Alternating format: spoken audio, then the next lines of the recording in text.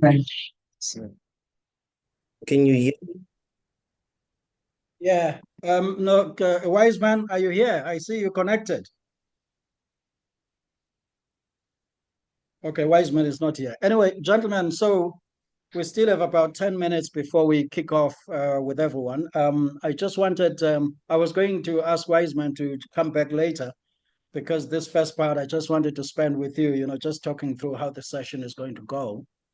Um, I've kept the questions very basic, so no stress about that. As Aretha shared with you, I've largely been guided by the World Travel and Tourism Council, the most recent report titled "The Net Zero Roadmap for Travel and Tourism." And of course, I recognize that some of these things may be a bit high level and above people's heads, so we'll try and bring it to the ground as much as possible. And that's exactly the reason I have the two of you here, because you are experts and practical people. The idea is not to have a theoretical conversation, it's really to talk at the ground level. So I'll drive to that through the questions that I'm going to put to you.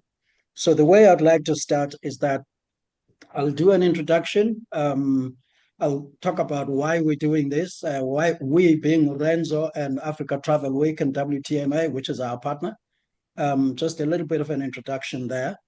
And then talk about why it's important to us as the two organizations and partners to do this kind of thing.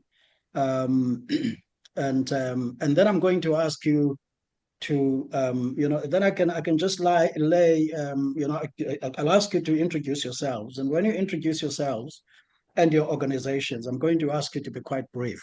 You know, um, just talking about yourselves and your organizations and what your organizations do. And please, gentlemen, this is not a selling webinar. Okay, you can speak in broad terms. When I start asking questions, deeper questions, then there'll be an opportunity to, more freedom to talk about what you do. But it mustn't be overtly selling, okay? Because otherwise, it puts people off. It's a conversation that seeks to impart information, to equip, and that kind of stuff. After you've done your introductions, I'm just going to take some highlights from the World Travel and Tourism Council report. And really, that is to bring the conversation to travel and tourism, because this is not a general conversation about reducing your carbon footprint. This is a very sector-specific conversation.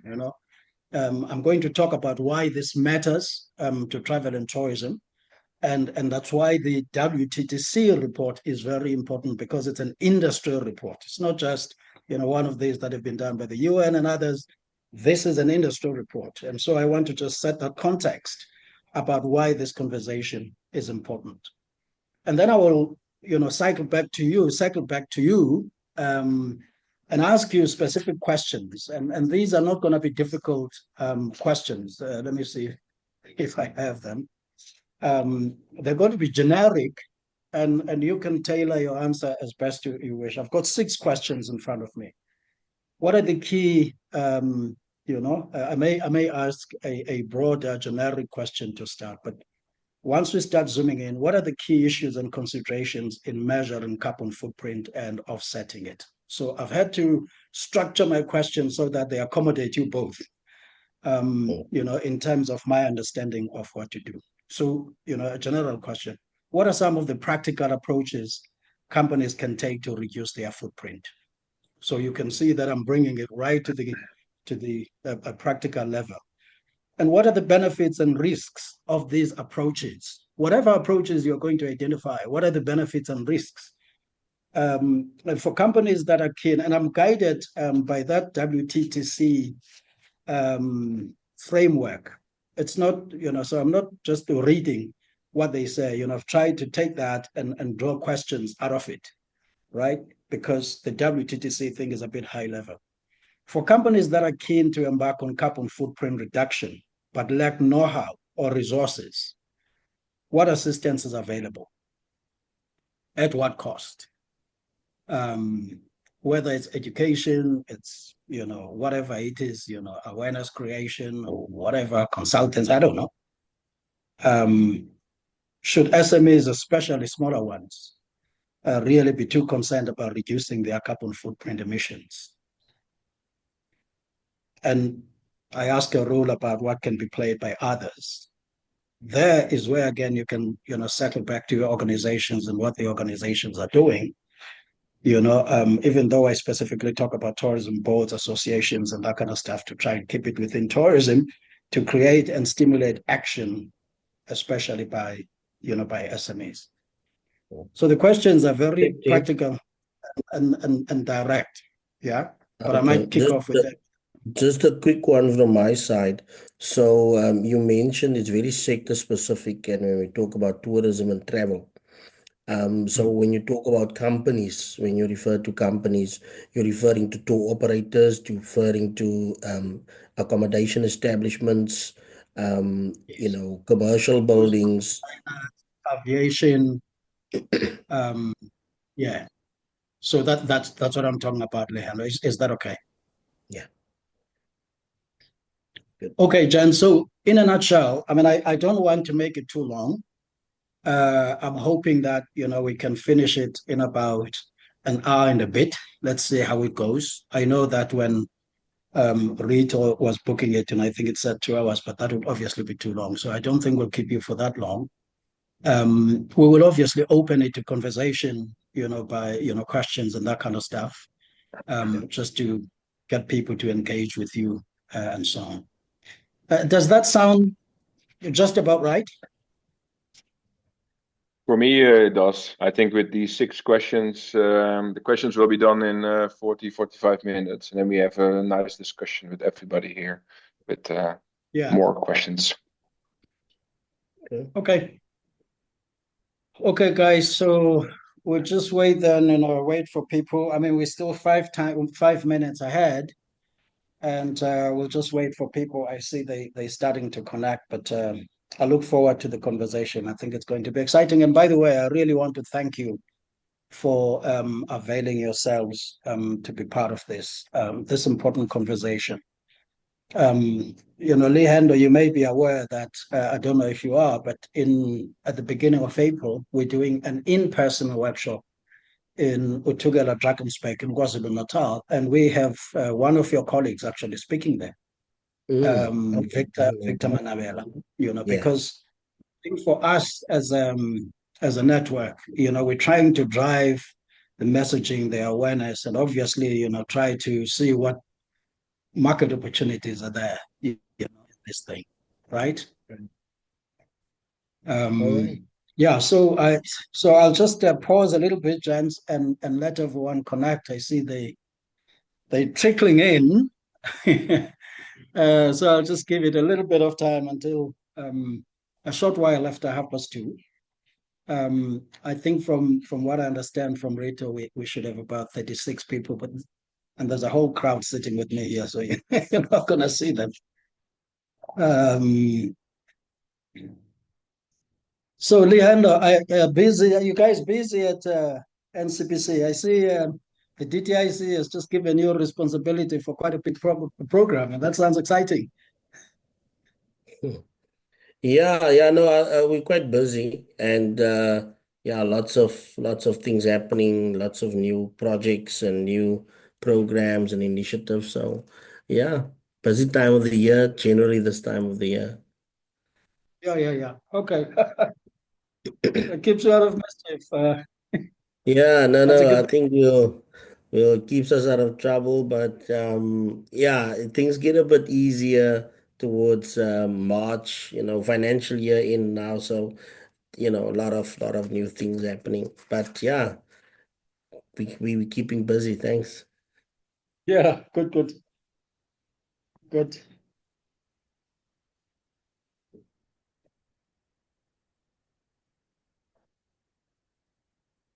I was chatting to William earlier. They're heading into their summer. We're heading into our winter. So it's for us. It's time to migrate up north. Chase the Yeah. sun, escape winter. It's just We had a good thing that. one of the longest winter periods. I think we had a few weeks without any sunshine, so it was very depressing here in the Netherlands. There was just no sun at all for weeks. It was crazy. Oh, Yeah. that's something that I tend to associate with the UK. We're neighbors to the UK, right? So it's basically the same climate. I think they even a bit more rain than we have than we do, but yeah, it's very bad. Yeah. Yeah.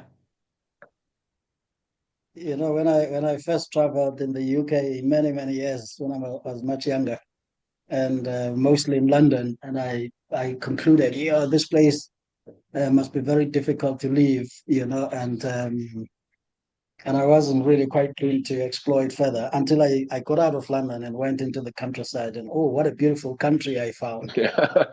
That's really I don't nice. like big cities. I mean, our largest city is Amsterdam with 800,000 people, but I've only been there twice in my life. I'd rather be in the outside and in the countryside, in Yeah, nature. exactly. It's better than the cities. Yeah, absolutely. Yeah. Okay, let me see what message is coming in here.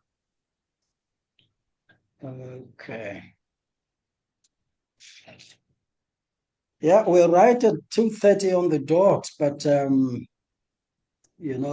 please just bear with me. I'd like to just give a little bit of time, um, because I see that people are trickling in. Um, but I just want to give it just a little bit of time, and then we'll kick it off.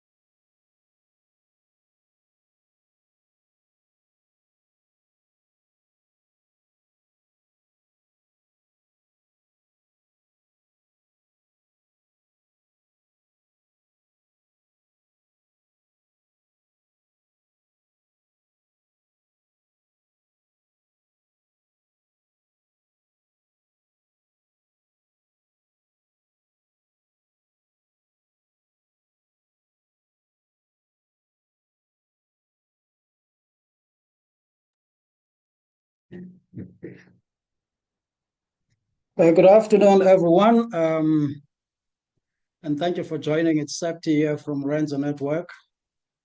I Thank you for joining early. We're expecting a bit more people, so I had asked my panel colleagues just to allow a few minutes. We just after 2:30 now, which is our scheduled start. But I've just asked that maybe we give a few minutes just to allow more people to come.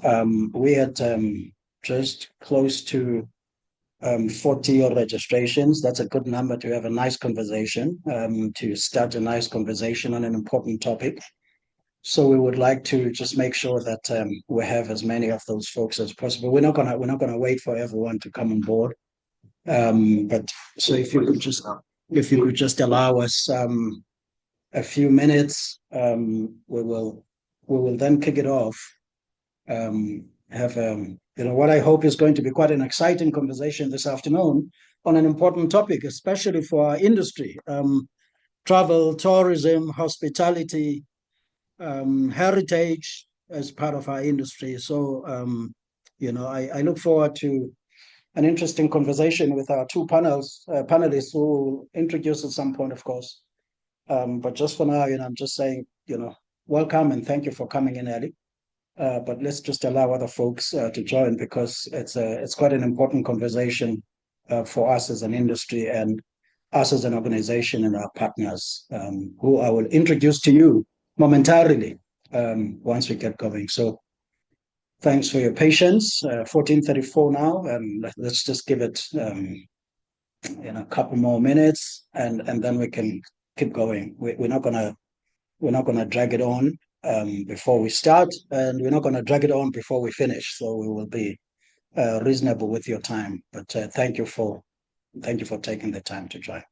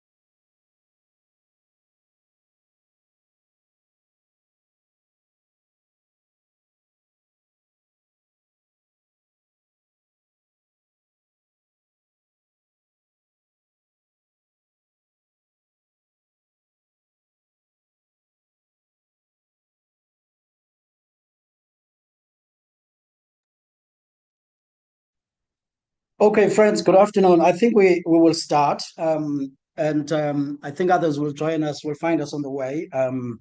And you know, hopefully not too late because it's an important conversation. So we would like them to be part of it right at the outset. But it's an innovation, so we do appreciate that some may join us as we go along. And thank you for taking the time to join, all of you. We still expecting a lot more to join, but I don't want to be unfair to those of you who came in early and keep you waiting for very long. So this afternoon, we're talking about a journey towards carbon neutral travel and tourism, which is our industry. And we have, I'll talk about who we are, and I'll invite our colleagues on the panel, William and Leander, just to introduce themselves and their organizations at a particular point. And then we'll delve into the conversation. I represent an organization called Rendzo Network. My name is Septi Bukula at Rendzo Network. We are a collaborative commercial network of travel and tourism SMEs in South Africa and other parts of the continent, predominantly in the MICE and in the leisure tourism space, predominantly tour operators, some accommodation entities, but that's who we are.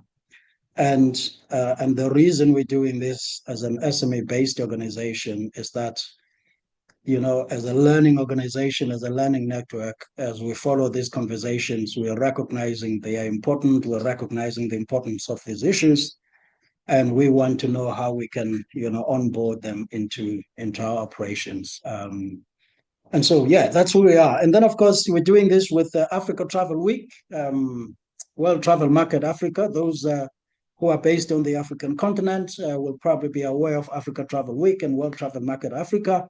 Rendzo Network has been partnered with them for many, many years. And you will be aware that World Travel Market Africa is coming up in Cape Town at the beginning of next month. And it's really also in context of that event that's coming up that we're having these conversations. And of course, we'll continue them at WTMA itself in Cape Town. So we are the two organizations that invited these two gentlemen to come and enlighten us on this important topic. And I'm going to introduce them briefly now and ask them to just say briefly who they are and their organizations are. I will then sketch the background to the conversation, and thereafter we'll delve straight into the questions. I do want to encourage this to be an interactive session, so I want to invite you to use the chat functionality of Zoom to post stuff. I'll try and monitor and pick it up and post comments, questions, whatever you may have. But let's make it one of maximum engagement. So we don't want to talk at you. We want to have a conversation with you. Okay. Well, let me start with you, William, seeing that you right in front of me, and then I'll go to Leander. So if you could just do a brief intro, please, man. Yes, thank you for having me. My name is William ten Zijthoff. I'm one of the co-founders of Carbify, and on behalf of the Netherlands, I'm also a United Nations Article 6.4 mechanism expert, which means that I advise on carbon standards and methodologies. And within Carbify, I'm responsible for ecology and new business. Yes, thank you. Thank you. Yeah. So of course we'll hear more about what Capify actually does. When we delve deeper into the questions, because we obviously, I mean, the reason we have both of you here is we want to learn more about the solutions that you offer in terms of facilitating this journey that we're on towards carbon neutral tourism. So thanks, William. Leander, we come over to you now, please. Thank you, Septi. Thanks for having me. Good afternoon, everyone. My name is Leander. I am from the National Cleaner Production Center South Africa. It doesn't have anything to do with cleaning. Just to highlight that. But we are a program of the Department of Trade, Industry and Competition, and our mandate or focus is to assist industry to adopt resource efficiency methodologies as well as transitioning to a circular economy. We are hosted at the CSIR, the Council for Scientific and Industrial Research. And my role in the NCPC is I'm responsible for our programs on circular economy as well as industrial development. Thank you. Yeah, thanks, Lehanda. Appreciate that. Of course, I understand that in a conversation like this, you will have a whole range of stakeholders all the way from government. I don't know, besides the two panelists, who represents, what stakeholder all the way from business, support organizations, private industry. And so my questioning is going to predominantly lean towards the private sector. And that is not to say that the other players are not important. And especially for you, Lehanda, because you come from a government related entity. And I think that, I'd like to invite you to just lift our horizon, in terms of the things that we need to understand, even from a policy perspective and that kind of stuff. So I don't want to constrain it too much, narrow it too much, but my bent is going to be towards the private sector. And I want to start by saying that we who are in the sector, in the travel, tourism, hospitality, aviation sector, already understand the importance of this topic.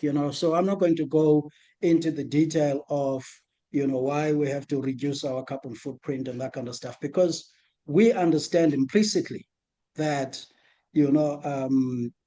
if we do nothing based on what both science and practical experience tells us, if we do nothing, we are the sector of the economy which will really bear the brunt of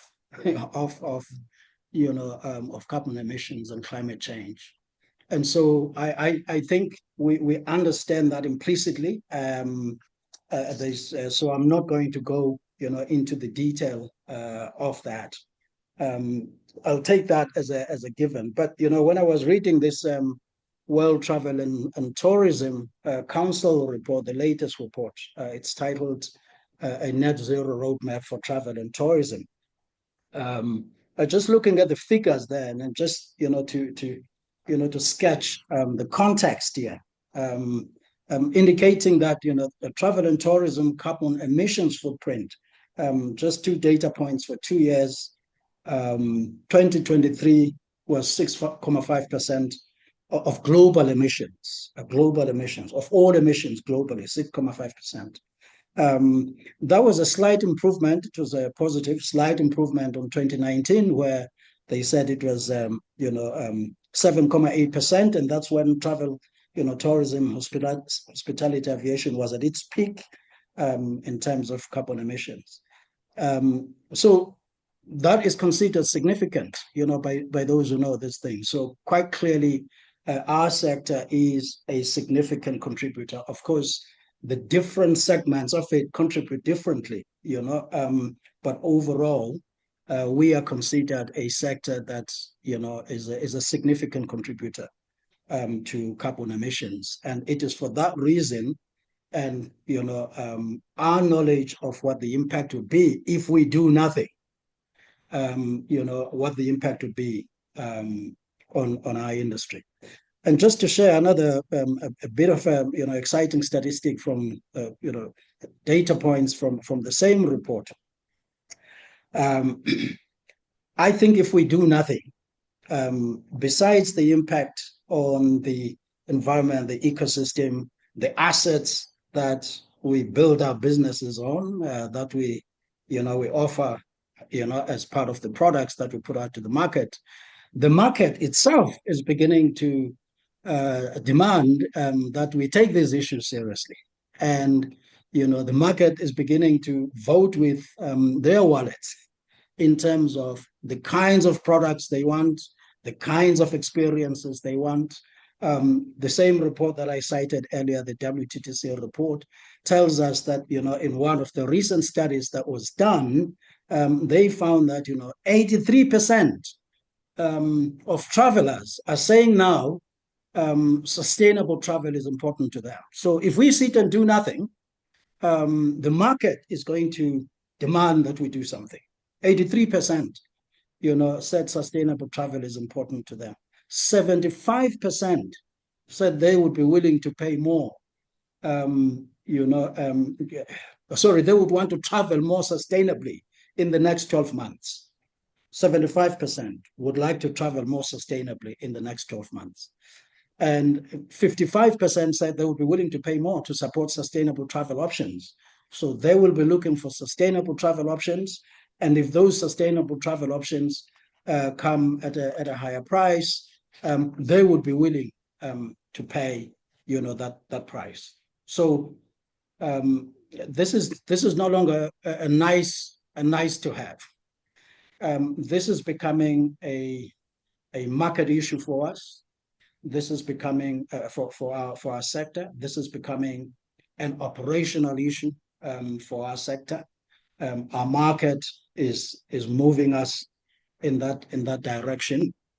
So it's really something that, as a sector, we need to respond to, and I think that is well understood by the sector. That's why this session is going to really focus more on the practicalities of how we do that. It's not about building a case of why we need to do it. I think the why is pretty well established at this point, at least among a growing number of us in the sector. I think that's pretty established. And so in this conversation, we want to focus more on the how. So with that background, I'd like now to invite these two gentlemen who are going to enlighten us. And I'm just going to start with a general question.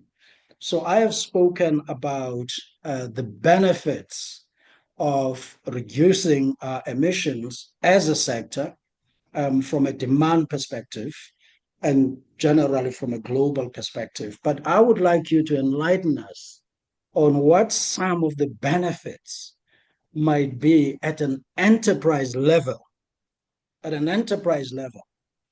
of tackling carbon emissions. So that is the why, not at a market level, but at an enterprise level. So if I'm an enterprise that's sitting in this webinar this afternoon and says, I've heard this gentleman, I think this is important for me at an enterprise level to start taking this on board, or if I've already started it, to accelerate it.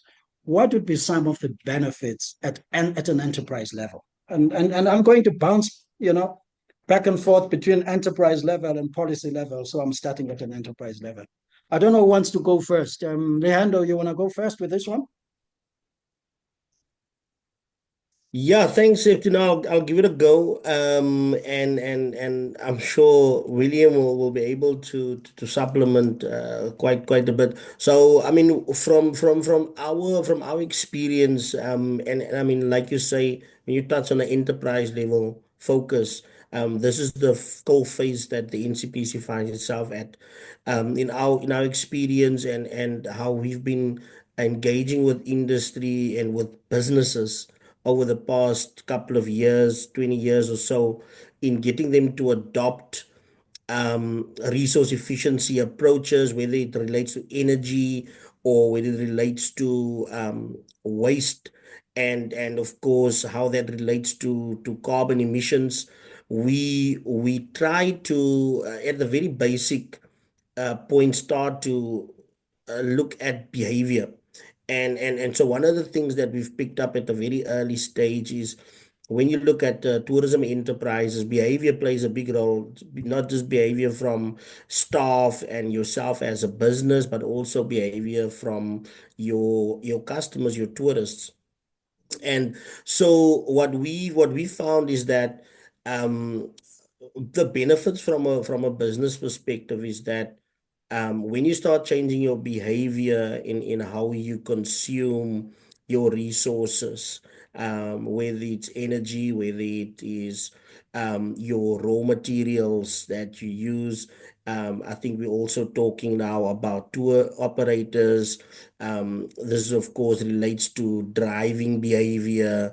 It also looks at how you address certain itineraries. So it's behavior overall has quite a big impact on your carbon footprint. And so what we've done is through our activities, our services that we offer, that helps industry to quantify the consumption, that a lot of that is driven by behavior.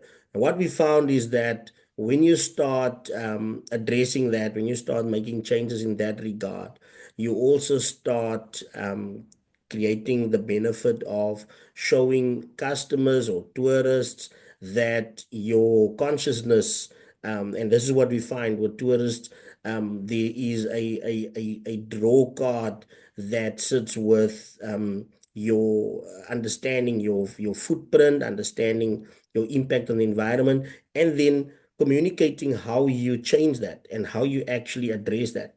So there's definitely a benefit, firstly, for yourself. There's a monetary benefit. That's the kind of thing that we end up looking at quite extensively, because businesses want to stay afloat. They want to keep their doors open. So if there's savings that can be made from your energy consumption, all the way to your materials that you use, and savings that you can make, whether it is repurposing or reusing anything that you've bought.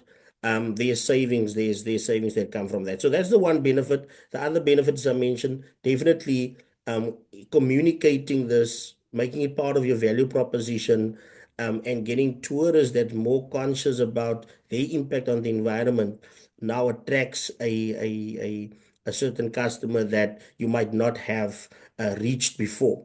And this is where we found is quite important benefits for enterprises. Yeah, thanks for that, Alejandro. That's quite helpful, and I'm going to pick up on some of the points that you made earlier. But let me just come to you now, William, please, if you could just you know contribute on what the enterprise level benefits are.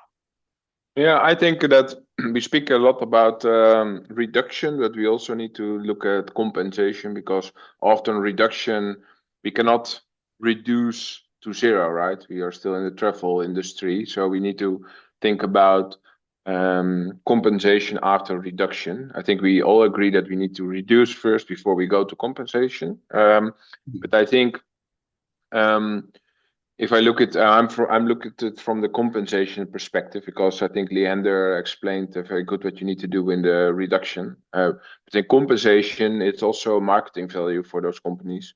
Everybody thinks that carbon compensation or offsetting should cost money, but it can also boost your corporate company. I mean, if you are true in your carbon offsetting and you have transparency and traceability in it, and you can show it how you are making a social impact or tackling one of the SDGs, then it's beneficial for everybody, and even local communities can benefit from it.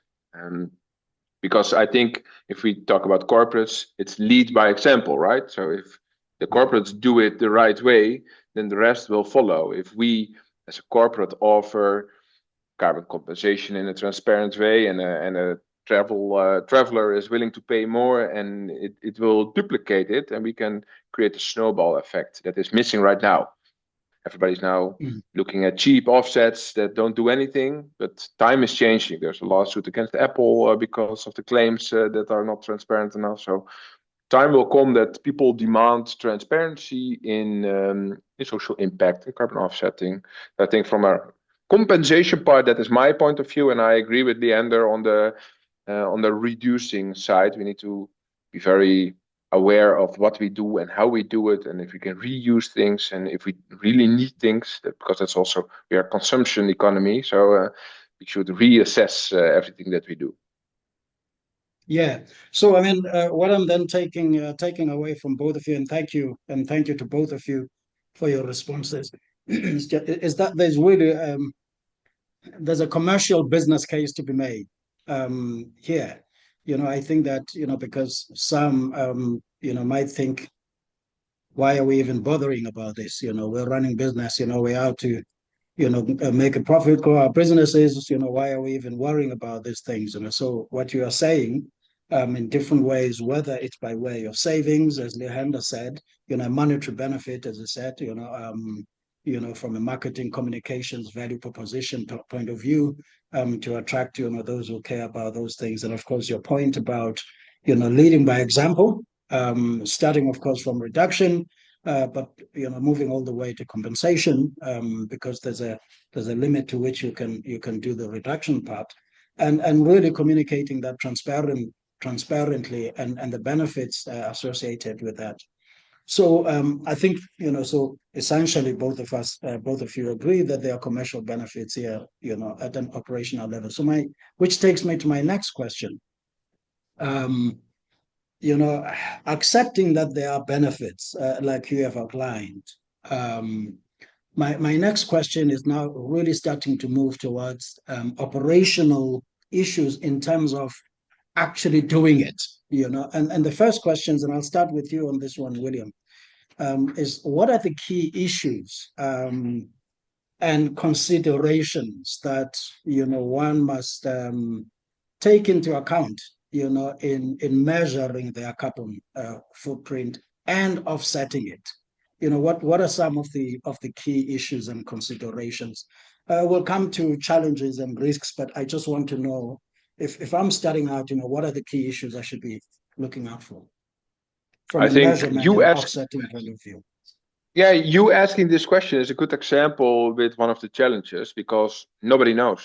There's so many different factors in what you need to take into account. Is it scope one, two, three? Is it mandatory? Do we have regulations? In Europe, we have lots of regulations. In other countries, we don't have regulations. Do I need to take into account that when I'm driving my car somewhere to work, do I need to take that into account? But do I also need to take into account the production of the car that I'm driving to my work? It's so comprehensive to do a calculation. If you want to do basic calculations, let's put it in travel. And if you want to, you can take into account the flight carbon footprint, of course, the travels that you do, the overnight stays. Those are easy calculations that most people are doing. But I think the core difficulty here right now is that nobody knows exactly how to do these calculations. There are so many so-called experts, and if you ask them all, they all will give you another number in the end. Um, I think so. Education, let's call it education. That's one of the biggest issues. And if you want to do it in the final stages, so in the offsetting stages, then the biggest challenges right now is transparency. I'm I'm also in the blockchain space, so I like the slogan that is there: "Do not trust, but verify." And if you can verify where it's coming from, then you don't need to trust it anymore because I have the proof. And I think if we all demand verification in carbon offsetting, then there would not be as much scam as there is right now in greenwashing and double counting. It will all be avoided just by asking the simple question, okay, where is it? Where is it coming from? And nobody is doing that. Hmm. Okay, thanks. Thanks, William. Leander? Thanks, I mean, William is really just hitting the nail on the head there. We had we attempted to do a carbon footprint of our event last year, our biannual conference, and we were able to determine that basically the air travel was the most, as the biggest contributing factor, 80%, 82% of our conference carbon footprint was just over 190 tons of CO2 equivalent. But again, to echo what William said, those are some of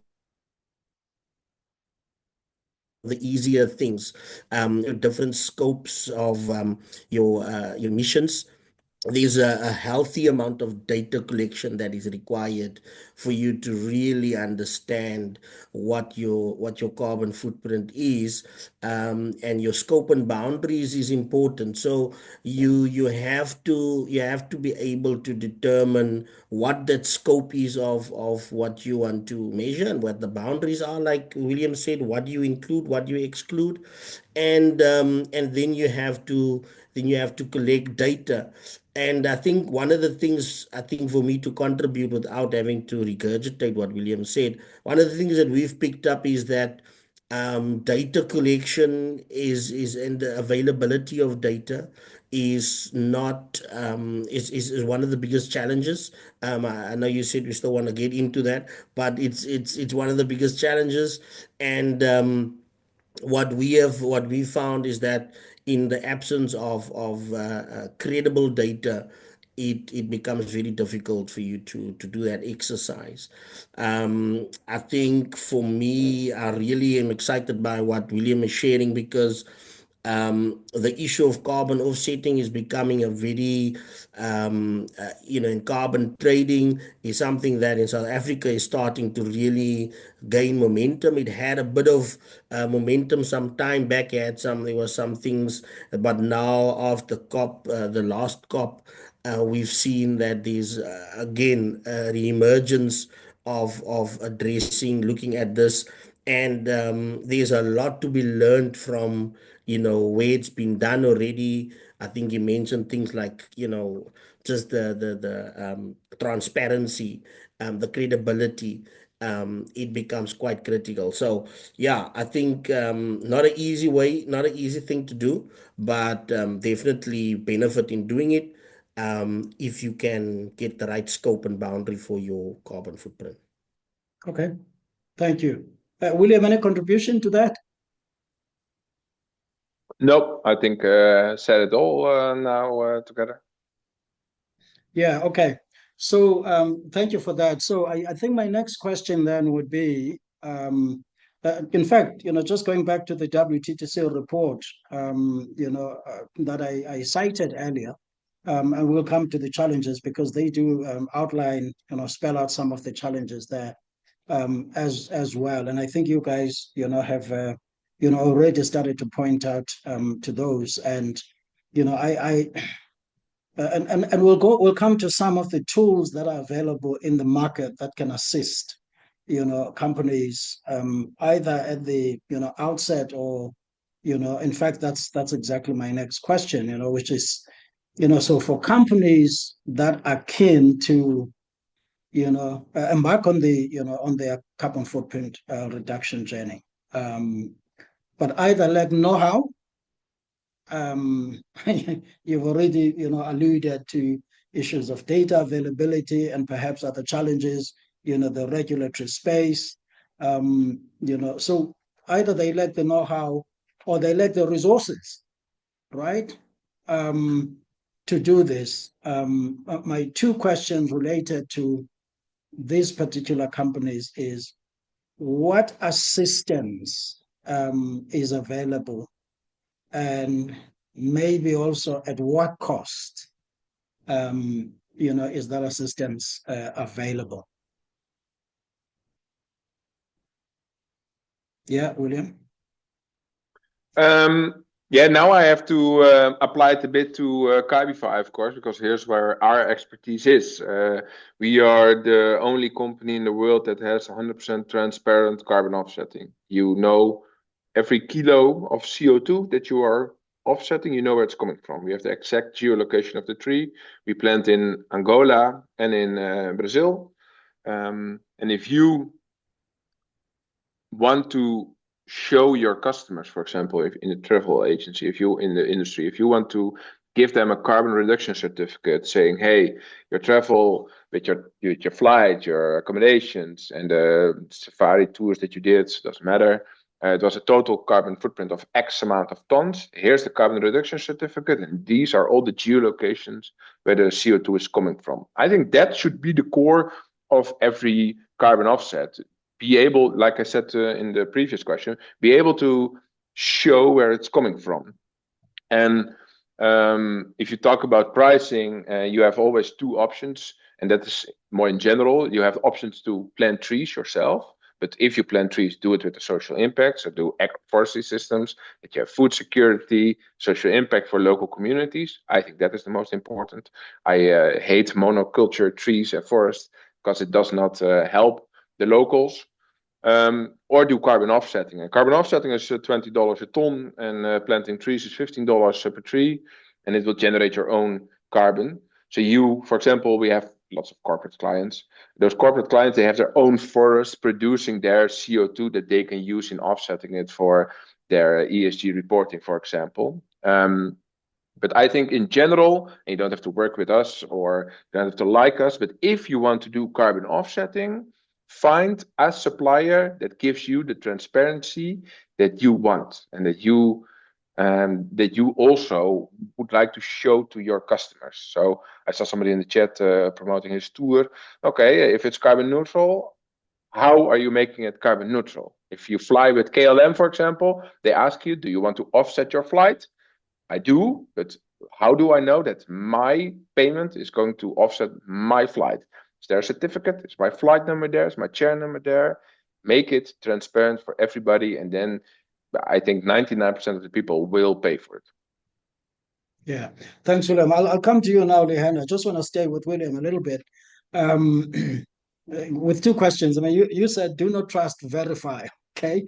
So I mean, you talk about trees planted in the Amazon in Angola, and if I wanted to participate in that scheme, where is the verification bit? How's the verification? How does the verification bit work there?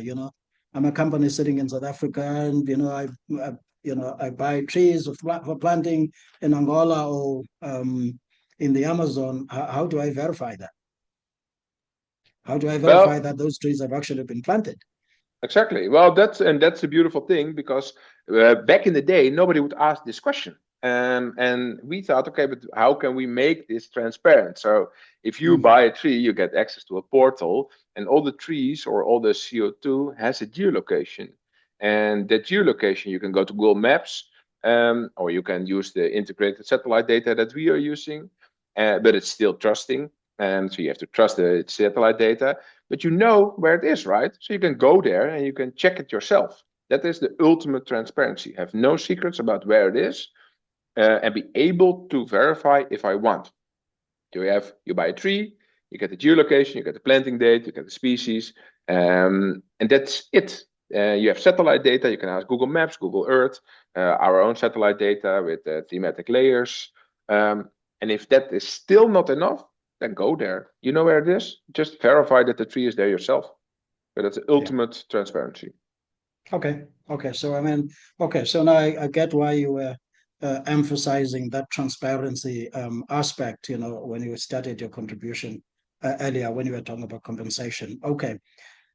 Alejandro, I want to come back to you.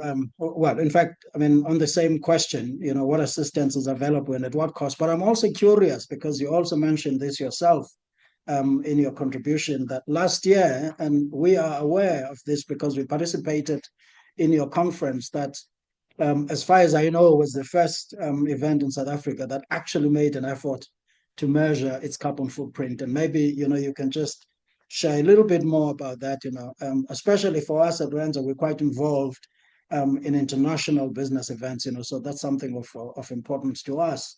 And we see that, others also like, the Pacific Asia Travel Association are beginning to measure, the carbon footprint of their conferences. But the mechanics, even as a person who is involved in business events, the mechanics I still don't understand. And so maybe in answering to that question, about what assistance at what cost, you could also just tag in a little bit about the practicality of how you guys did it when you did your conference last year, because that was quite exemplary to some of us. Thanks. Yeah, thanks. I want to take it back to that because I mean that's really where we find ourselves. We would like to also get to the point of offsetting, and I think what William shared is very valuable. So what we did is we we actually contracted someone, we contracted a company that could assist us with our event carbon footprint, and they helped us to set a scope and boundary. Um,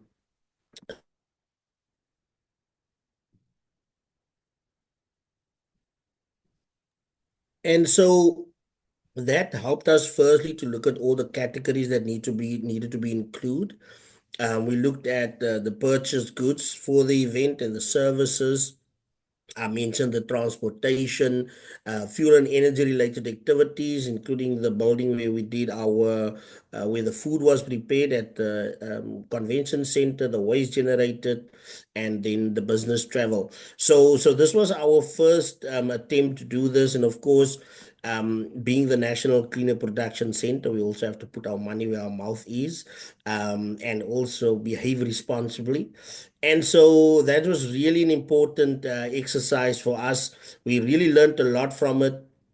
And even though we had some idea of where more or less bulk of the footprint would be, it was still important for us to go through the process of gathering the data. And what we realized is that a lot of the data that we wanted to get, we couldn't get upfront. And so we had to do a bit of verifying some of the information afterwards, the data afterwards. But that ultimately helped us to really determine how we are improving on this. So we developed out of this a report that indicated various the breakdown of the footprint. We also looked at some intensity metrics, and I think ultimately we were able to look at the ton of carbon emissions per delegate.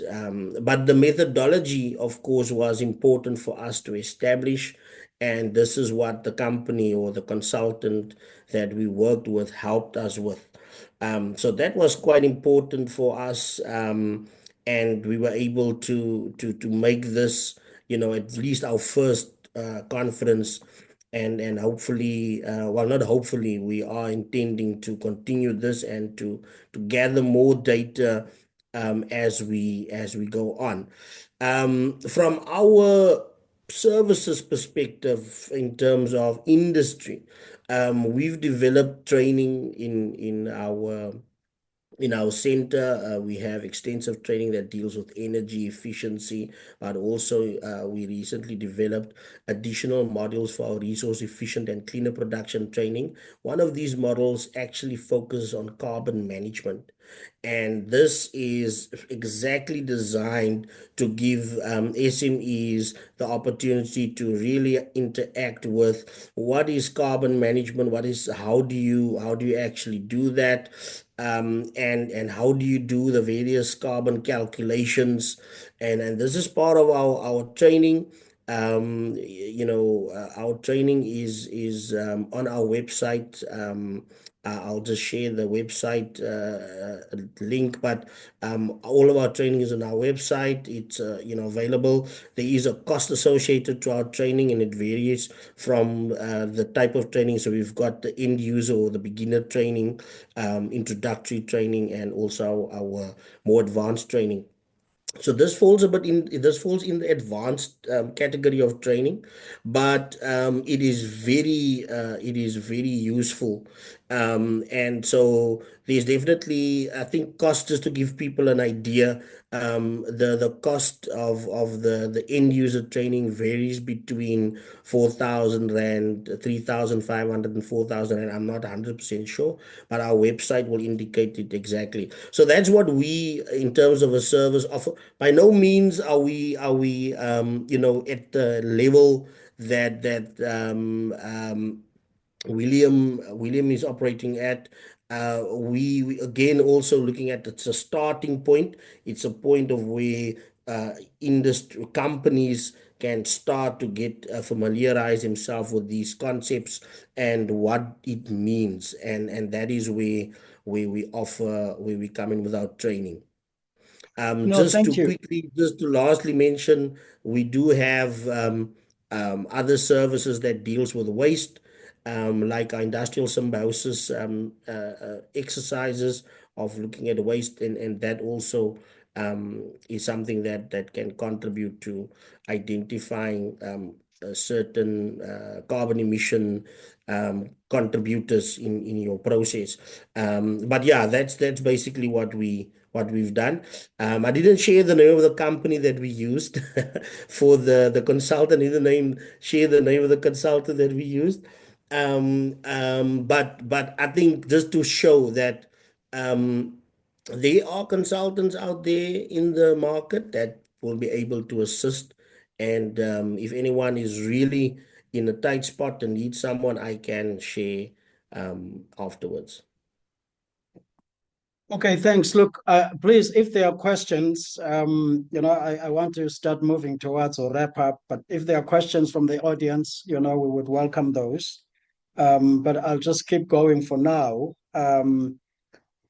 My last two questions on this conversation is, and I think you've partially answered them. And by the way, I just wanted to say to you, Lehanda, I like the fact that you guys are both doing capacity building, training, and skilling and that kind of stuff, but also actually doing it yourself, with your conference. I mean, I like that combination. I find that quite interesting. And so my question was going to be, we're an SME organization, and I think you've partially answered the question, but maybe I can ask it, just so should SMEs, particularly on the smaller end of the scale, should they really be concerned about this? I mean, how much carbon emissions are associated with them? Don't they have more important things to worry about? Should they be concerned about this? I mean, I think you answered it partially, when we were talking about the business case, the commercial case, and that kind of stuff, from a market demand and marketing communications and that point of view. But anything else that you can add specifically now speaking to the SME community, especially SMEs in our context are not big as SMEs in contexts like Europe and the Americas, so any specific thing there? I would say that this is important. We've highlighted at the onset the importance of this. So I would from my side say it's important for SMEs to equip themselves to be able to understand. We've highlighted the benefit of being able to communicate this. You might not be the biggest offsetter, or you might not have to offset a large amount of carbon emissions. But when you are able to communicate this and actually tie in what you do to the environmental imperatives that we have through SDGs and other you know objectives, environmental objectives, it's good to incorporate that and to familiarize yourself with it.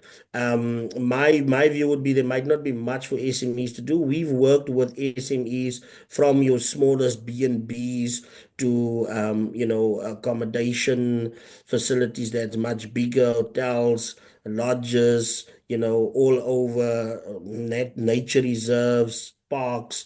So each has its own challenges and each has its own opportunities to actually do something. And I think that is really the message that we encourage is, there is something that you can do. It might be very small. We try to develop certain tools that can apply to different sizes. For instance, for our B&Bs and guest houses, we've developed certain tools that help you to read your electricity bills and help you to just do the very basic things more efficiently. And that in itself can make a huge difference in your operations. We do encourage the communication and creating your marketing around what you do. Again, when it comes to carbon footprints and carbon footprinting, we've seen that we are I mean, again, the issue of data is an important gap. What we've also indicated and encouraged is that when you look at carbon offsetting activities, you don't have to be the biggest emitter as an establishment to get involved in carbon offsetting. your tourists or your travelers might be interested in offsetting their footprint. So there's an again is an avenue for you to offer value add or value proposition to your business case. And your that carbon offsetting might not be offsetting your emissions, but it might be for the traveler. So it's now offering you a product or a service that might not have been there before. And we do encourage businesses and SMEs to consider that, even though they might not have the biggest footprint to offset. Okay, and thank you. And to you, William. I mean, just two questions. First, I mean, do you have a product specifically designed for SMEs, more suited for SMEs compared to bigger players? And secondly, which is the question I had meant to ask earlier and I didn't, was if I have now purchased this tree and you're planting it in Angola and or in the Amazon, um, for how long do I own that tree? I mean, can you just unpack the mechanics? Do I have to purchase a tree Yeah. every year? How do No, the no. Okay. mechanics work? I'll start with the second question. So if you purchase a tree, basically it's an agroforestry system. So it's a food forest that you are purchasing, but it's all supporting, but we call it a tree because it's easier understandable. But you will be the owner, and owner is the wrong word because it's the owner of the smallholder farm that plants it. But you are the owner of the digital twin for 20 years, and you will get the carbon absorption for 20 years. That means that you only need to purchase it once, and then for the next 20 years, you'll get 175 kilos of CO2 per year per tree, but only afterwards because we have carbon debits and not a carbon credit. And basically, our whole product is built for SMEs because we believe that the more smaller companies and individuals are doing it, the more we force the corporates to do it. Because if everybody is doing it already, then the corporates cannot stay behind because everybody will say, why are we already doing it? And look at it, the costs are very low. And why are you not doing it? So basically, all of our products are built for SMEs. We have a few travel companies in our ecosystem that offer carbon neutral travels. We are working with a large, it's a blockchain, but they are focused on traveling. That means that we are in talks with Lufthansa and with Swiss Airlines to also integrate it. Because what people often don't know is that when booking a ticket, there are 5,000 times searched before one books a ticket. But that's also one of the carbon calculations that you need to take into account. All the 4,999 not booked travels, but it still consumes data from the centers.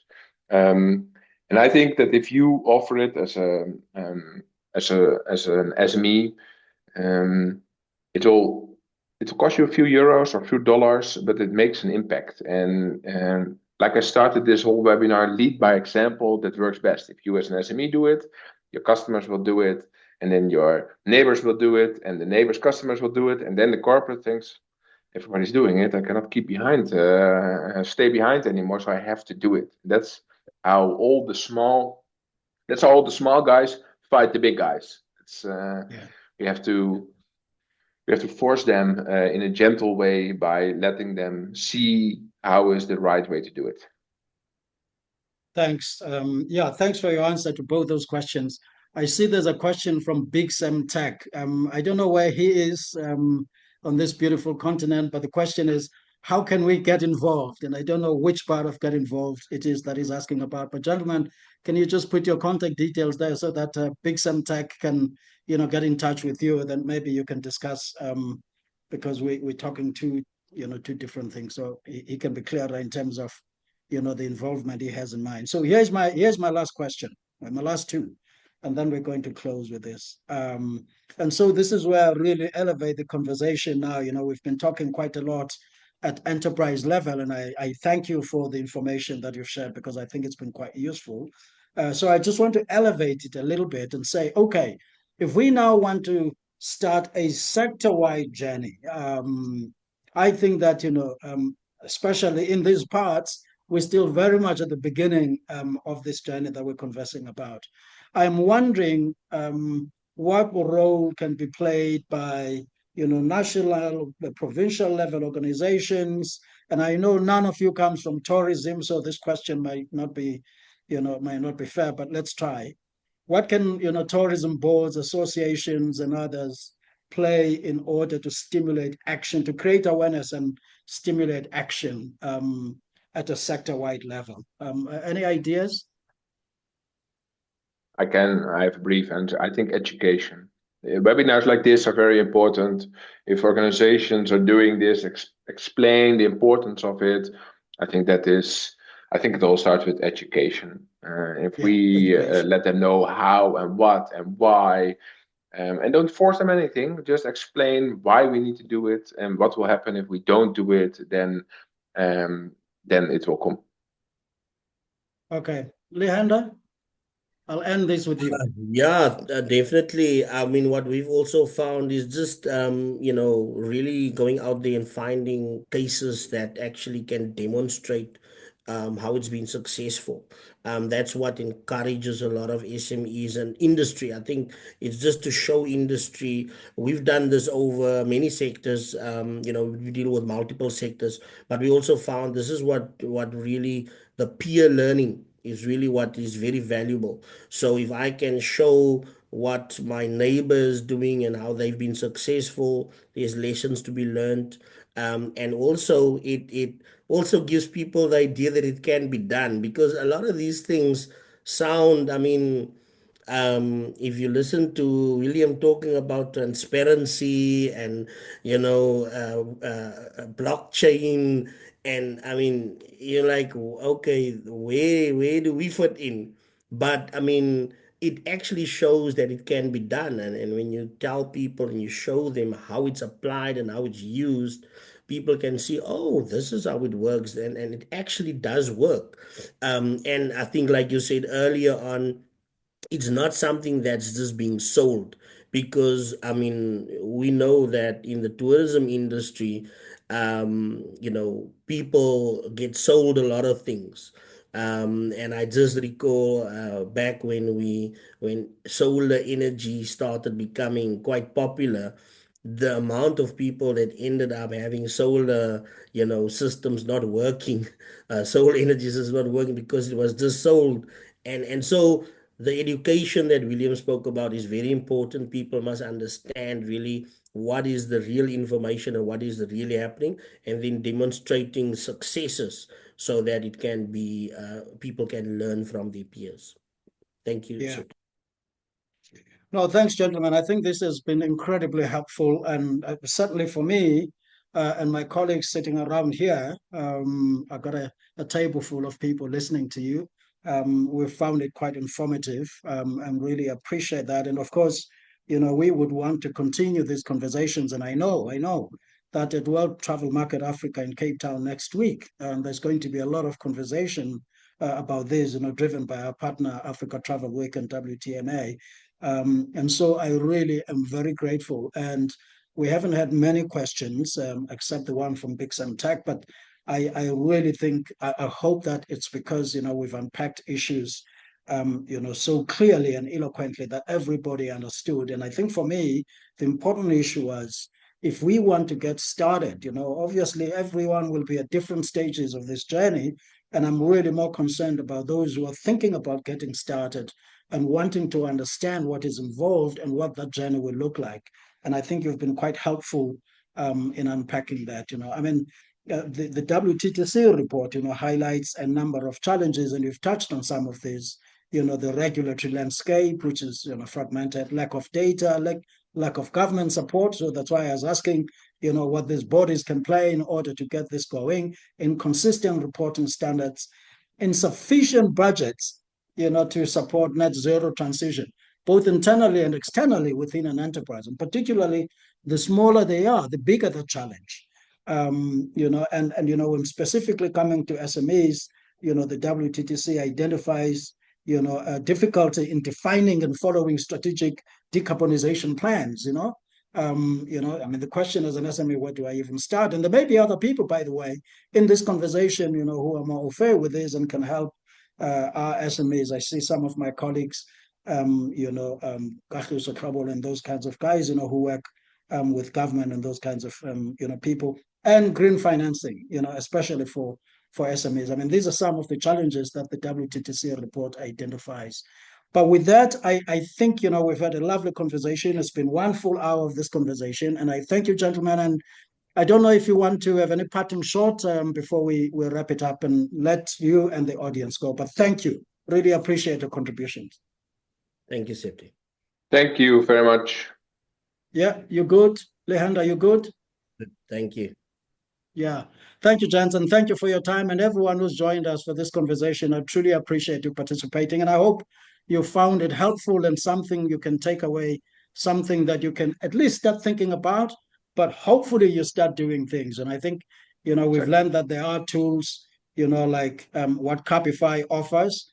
You know, I'd encourage you to look at both Capify and I see that William has, you know, put his website address there, and NCPC, National Cleaner Production Center, because there's a lot of capacity building offerings available from the NCPC. And I think we as SMEs in this industry, let's not be the poor cousins, you know, who say, oh, we can't do it, we can't afford it. You know, here at Rendzo, we believe you're never too small to do anything. You know, let's get on with it, guys. Let's lead the way. You know, let's drive in this industry. So thank you. Yeah, there's the website address for NCPC, ncpc.co.za. That's where you get more information about the offerings from NCPC. Okay. Thank you very much, gentlemen. William, go and enjoy your upcoming good season. And Lehenda, yeah, you see it in my face, right? The sun is already coming through, exactly. So it's very good. Yeah, I can see that. Exactly. Yeah, but thank you, and greetings to your colleagues over there at Capify, and thank you, Lehenda, and greetings to NCPC. Thank you, everyone. Have a nice day. Yeah. Bye-bye.